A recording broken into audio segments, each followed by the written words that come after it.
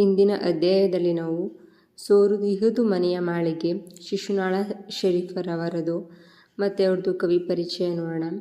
ಶಿಶುನಾಳ ಶರೀಫರು ಹಾವೇರಿ ಜಿಲ್ಲೆಯ ಶಿಗ್ಗಾವಿ ತಾಲೂಕಿನ ಶಿಶುನಾಳ ಎಂಬ ಪುಟ್ಟ ಹಳ್ಳಿಯಲ್ಲಿ ಅಜರತ್ ಸಾಹೇಬ ಮತ್ತು ಹಬೂಮಾ ಎಂಬ ಮುಸಲ್ಮಾನ್ ದಂಪತಿಗಳ ಏಕೈಕ ಪುತ್ರನಾಗಿ ಮಾರ್ಚ್ 7, 1819 ಜನಿಸಿದರು. ಕಳಸಾದ ಗುರು ಗೋವಿಂದ ಭಟ್ಟರ ಶಿಷ್ಯರಾಗಿ ಜಂಗಮಶಾಸ್ತ್ರ, ವೇದ, ಪುರಾಣ, ಉಪನಿಷತ್ತು ಮುಂತಾದವುಗಳ ಅರಿವು ಪಡೆದುಕೊಂಡಿದ್ದರು. ಇವರಿಗೆ ಬಹು ಮುಖ್ಯವಾಗಿ ಕಾಡಿದ್ದು ಶಿವಶರಣರ ಜೀವನ ದರ್ಶಿಸುವ ವಚನ ಸಾಹಿತ್ಯ.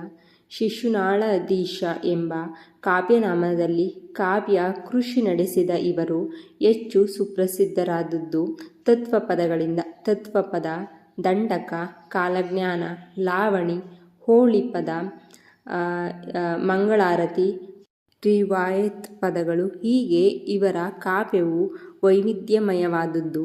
ಅವರು ತಮ್ಮ ಅನುಭಾವದ ಮೂಲಕ ನಾನಾ ರಂಗಗಳಲ್ಲಿ ಸುಳಿದಾಡಿ ಶರೀಫರು ತಾವು ಪಡೆದ ಜ್ಞಾನವನ್ನು ತತ್ವಪದಗಳಲ್ಲಿ ಅಭಿವ್ಯಕ್ತಪಡಿಸಿದ್ದಾರೆ. ತಮ್ಮ ಹೆಂಡತಿ ಫಾತಿಮಳನ್ನು ಕಳೆದುಕೊಂಡ ನಂತರ ಎಲ್ಲ ಹಂಗು ಅರಿದುಕೊಂಡು ಆಧ್ಯಾತ್ಮ ಸಾಧನೆಗೆ ತಮ್ಮನ್ನು ಸಮರ್ಪಿಸಿಕೊಂಡರು.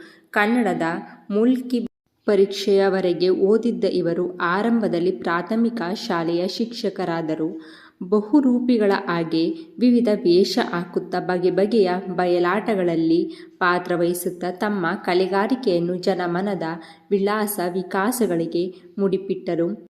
ಮಾತೃ ಹೃದಯಿಯಾದ ಇವರ ಅಂತರಂಗದಲ್ಲಿ ಕರುಣೆ, ಮೈತ್ರಿ, ಪ್ರೇಮ ಸದಾಕಾಲ ನೆಲೆಸುತ್ತಿತ್ತು.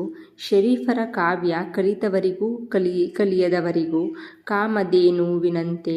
ಉತ್ತರ ಕರ್ನಾಟಕದ ಆಡುನುಡಿಯಲ್ಲಿ ಭಾವಾರ್ಥ, ಲಯಗಳನ್ನು ಹದಗೊಳಿಸಿ ಕಟ್ಟಿದ ಕಾವ್ಯ ಅವರದು.